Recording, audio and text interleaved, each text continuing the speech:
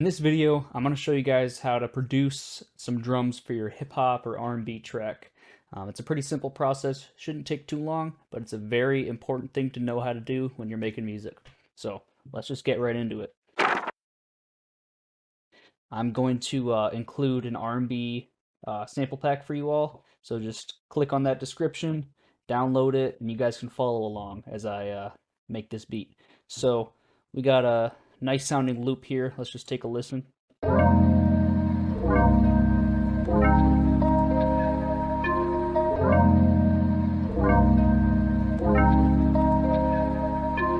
All right, so we're gonna build some drums on top of that. So we're gonna go to my sample pack, and let's find a kick. I like to always start with kicks because kicks are always on the beats. It's just a lot easier to work with. Usually find them on the down beats. So I got this minimal kick. I think it sounds pretty nice with this loop. So the first thing we're going to do, I'm just going to have it hit, like I said, on the downbeat. We're going to do the downbeat of every measure. So it'll be every 4 beats. I'm just going to copy that over. Control D to duplicate. So we got our kicks here. I'm not going to worry about getting into super complex patterns just yet. Now we're going to find a snare sample. So let's find something that fits this vibe. I'm gonna go with 5. So we got 5. Now snares, personally, I like to put it on beat 3 usually. Obviously, varying is a great thing to do in your music to, you have that element of surprise. But generally, you want your snares and claps hitting on beat 3. So we are going to do the same thing, just duplicate that in every measure. All right. Next thing we're going to do is we're going to find a clap to layer onto the snare. I like this clap right here. So we're going to put it again on beat 3. Now what I like to do with my claps is I'm going to take it a little, I'm going to offset it. So we have our snare on beat 3. We're going to control 4 to turn off the grid. And we're just going to move this just the slightest bit over to the right. Now with this, it's going to give it a pretty unique sound. I'm going to turn on the clap a little bit.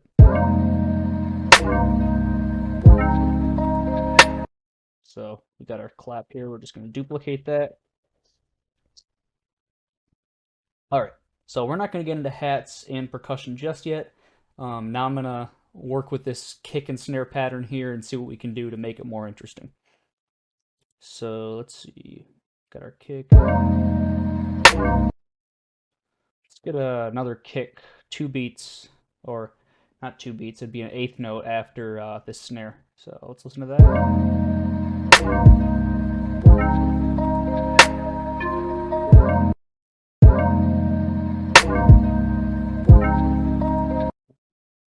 And then we'll do a kick 8th note before this snare.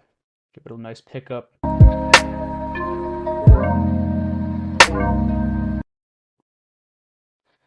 Now what I'm going to do here, so I'm going to copy this kick and I'm going to move it over just 1 note. We have 2 kicks here. I'm going to select the kick right before our kick that is on the beat. This is our offbeat kick, and we're just going to turn it down. It's going to be kind of like a lead-in sound. So it's going to sound like this. Cool. So we got this little kick pattern here. I copied it over. Doesn't mean I'm not going to vary it further, but since I have a varied 4 measures here, that sounds pretty interesting. I'm just going to copy that over, and then we can work with that. So let's go to this part here, measure 5. So here I'm actually going to take out some kicks, and I'm going to, again, we're going to use the element of surprise. I'm going to take off the kick from the on beat, put it on the 2nd. It'll be the 8th note. So it'll sound like.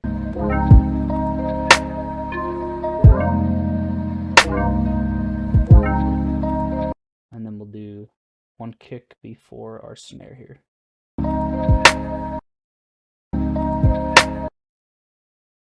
All right, cool. We got a pretty nice sounding kick. Before I do anything with the snares and the claps, I'm actually going to do some side chaining with the kick. It's something I always do, even if I'm not mixing. I'm not in the mixing stage. I just like to side chain it. It kind of opens up the track, makes it a lot easier to add in certain elements. So what I like to do for side chaining is glue compressor. So we're going to drag that right on into the beat start here. We're going to click this little arrow icon, click side chain, and we're going to sidechain it to kick 1. So in order for this sidechain to actually be in effect with this plugin, you're going to want to take the threshold knob and just turn it down. This is definitely going to affect the intensity, so just be careful. If you turn it down all the way, it's going to be really intense. So we'll probably have it around like a 12, 13.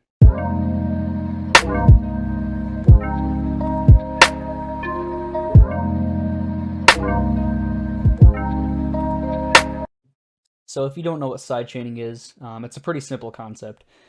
Pretty much what's happening is whenever this kick plays, this beat kind of takes a step back as far as volume. If I were to automate it, it'd be sort of something like this, just to show you guys. So we got our kick playing here. A sidechain would be something like that. Just kind of dips out. So luckily we don't have to mess around with automation because we have our handy glue compressor. All right.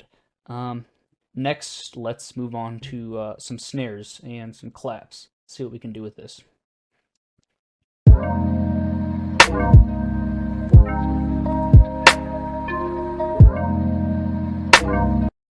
So here, right off the bat, I'm just going to play this snare again after it hits, so it's going to sound... And I'm going to turn down this snare here. Let's take it, turn down the volume quite a bit. You want it to act as a sort of a percussion. Okay, so let's do the same thing for the next 4 measures here. All right. Let's play this one. So now that we have this snare here, and we also have the kick that's playing, the double hit thing, I actually kind of want to move this snare back because it seems like just a little bit too much happening at once. So I'll move this back here, and there we go. That'll be a little bit better. Next thing I want to do is I'm going to grab another snare.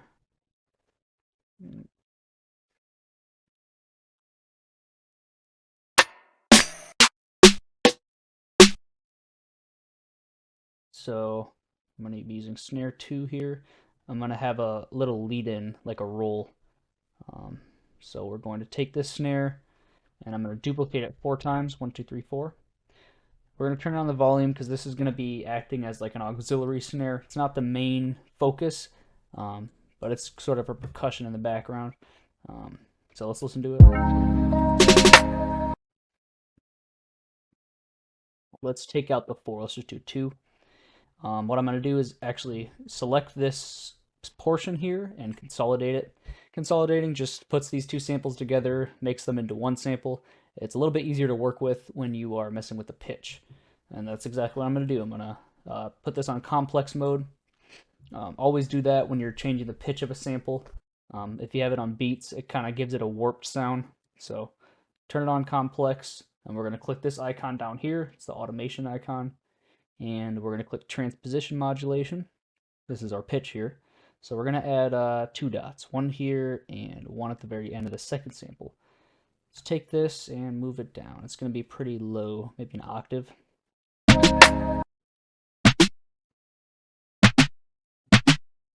We'll move this back here, put it at 5 semitones. Cool. And let's pan this. So we'll take the automation, and I'm gonna click B for my pencil tool. We're in our volume automation, or sorry, not our volume, our panning automation. And the first hit we're gonna automate to the right. The second one we're gonna automate to the left. I'm not sure if OBS that I'm recording through, I don't know if it has stereo or mono, but the idea here is when we have percussion like this, we want to mess around with the panning. Makes it a lot more interesting for the listener. So I'm gonna copy this over to let's see, the next 4 bars here. So it's going to play again at the end. So here's what it sounds like. Let's turn on this clap here.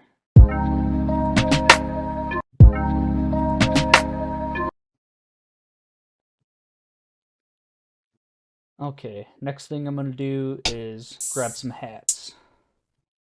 So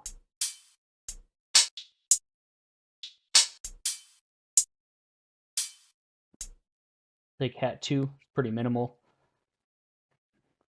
And first thing we're going to do is just to get our basis, just like we did with our kicks and snares, how we duplicated that skeleton. We're going to duplicate this as well, and it's going to be playing every 8th note. So these are 8th notes here.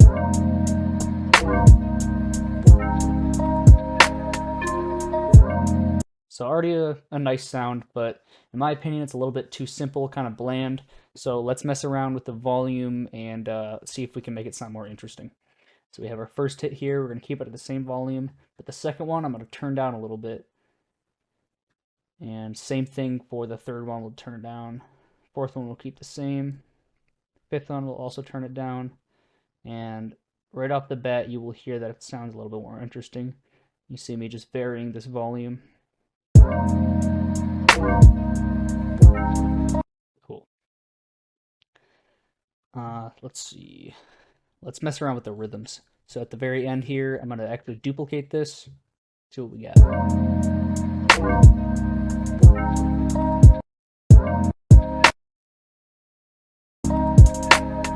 So I've got that fast trap hat roll.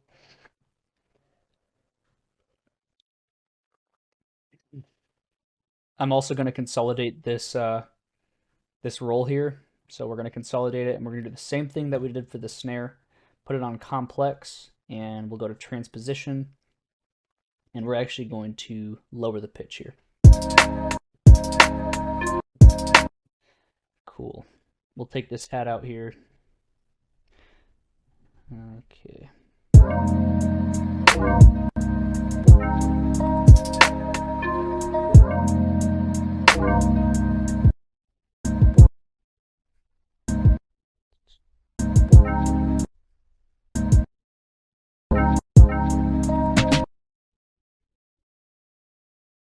Turn that down a little bit.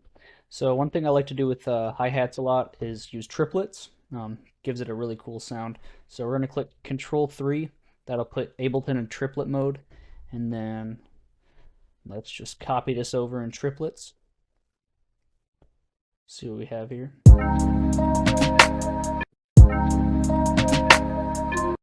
We'll just have it right before, so.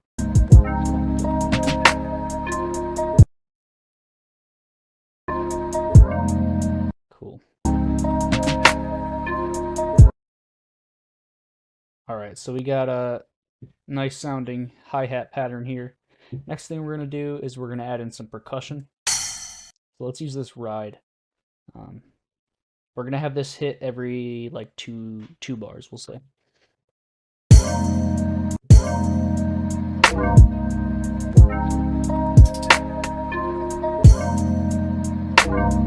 Make that every 4 bars.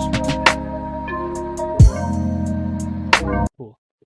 With this ride, I'm going to throw in a delay.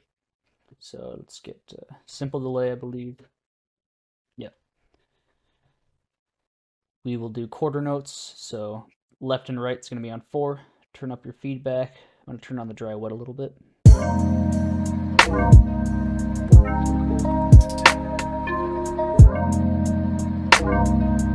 Right now I'm going to throw on some auto pan on the hi-hat. Give it some variation. Turn up the amount here.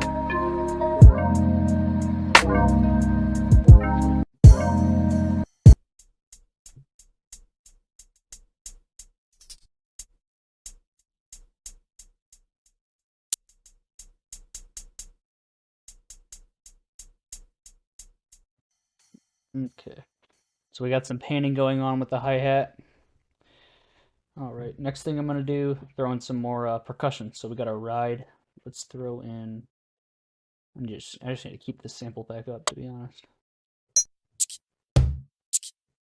So, oops, we'll have this play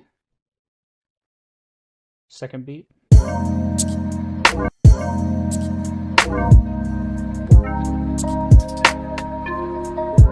here.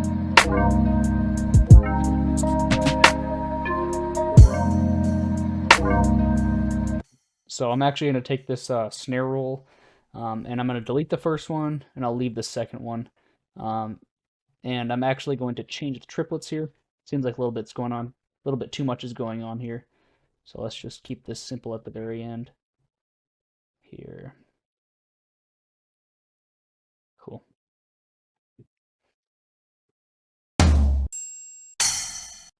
So triangles I like to layer with snares and claps. So we're going to do this every second time the clap hits. And we will turn down this sample, see how it sounds. Nice. One thing I like to do, if it's a sample that kind of has a long tail, long decay, we can actually fade it. So the button up right here is our automation and fade button. We're going to put it on fade mode, and we're going to go to the top right, pull this block over to the left. If you are on an earlier version of Ableton, you can actually just do automation. I'm not sure if there's an actual fade setting that you can do with like Ableton Live 9, but if there isn't, you can just go to automation, make 2 dots, and just fade it. Sorry, messed that up. Yeah, just fade it here. It's the same idea. All right. Since I faded this, I'm just going to copy it over here. Okay. Let's get some more percussion in here. Got some nice shakers. Let's introduce this at the very beginning. Or actually, you know what? Let's have the shakers come in after 4 measures play. Add some variation here. So again, what I'm doing with the shakers, like I did with the hi-hats, is I'm kind of messing with the volume so it doesn't sound just the same thing over and over. Okay. So here we got some.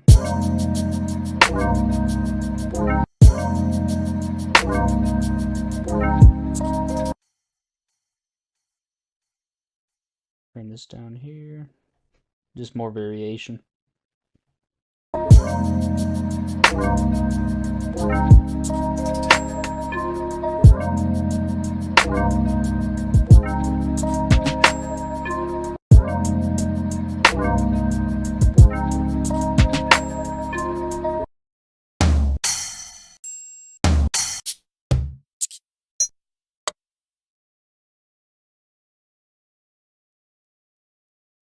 Get some more auxiliary percussion in.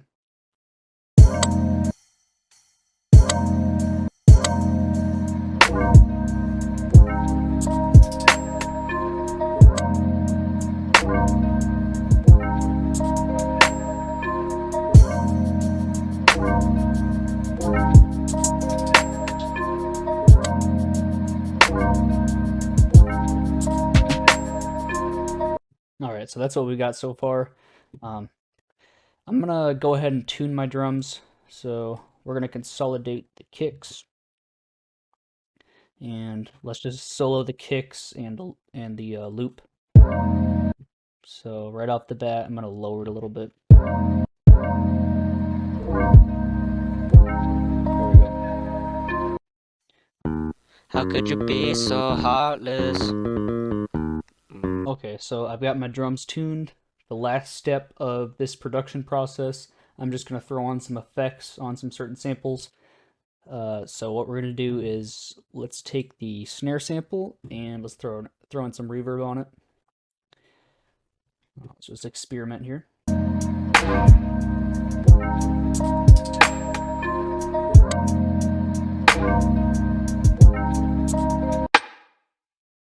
And the last hit, we're going to turn up the reverb. So I got 2 dots here. We'll bring it up to 50 for this hit. We got 56 here, so we'll also put it on 56. And then decay time as well. We're going to do the same thing. Bring it up to, let's say, 582. A little bit less. 245. Perfect. So, since I don't want that playing throughout the entire thing, we'll just have it hit on the 4th note. So I'm going to duplicate this automation here. I'll do the same thing for the, decay time. There it is. Where's that dry wet? There it is. Okay. Cool. So that'll just play on the 4th snare. Okay.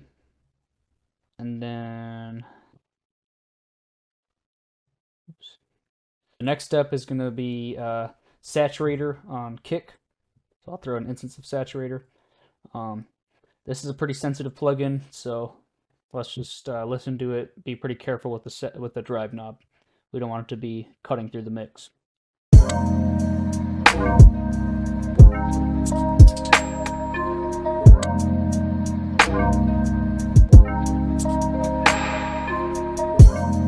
So 343 I think is a good amount. Next thing I'm going to do is throw on some stereo for the clap. So what I like to use for stereo is utility. So we got our clap here. Let's just take this width, turn it up to about like 160 range.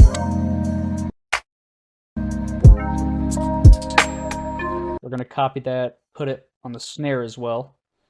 This one I want a little bit more mono, so we'll turn it down just a tad. And then we're going to do the same plug in for the kick, but since kick is bass, we'll turn on the bass mono. Well, actually, we'll just do the regular mono, and this will just bring the kick to the center of the mix. And the last thing I'm going to do is just some panning for our shaker. So pan to the left here, pan to the right here, and then I'm just going to copy that pattern. Oops, we'll do one more measure here. Excellent. All right, so here is here I've got some variation for the shaker as far as panning. All right, this is what we have. This is our final product. So let's take a listen.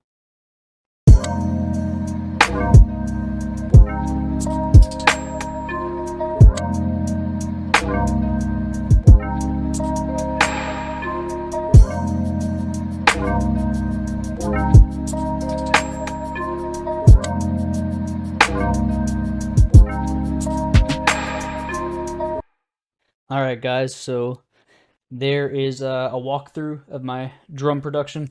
Nothing too flashy, just a nice backing track to sort of a minimal hip-hop R&B. Go ahead and hit that like button, subscribe, and hit that notification bell if you want updates on future videos. I got more stuff on the way. Peace.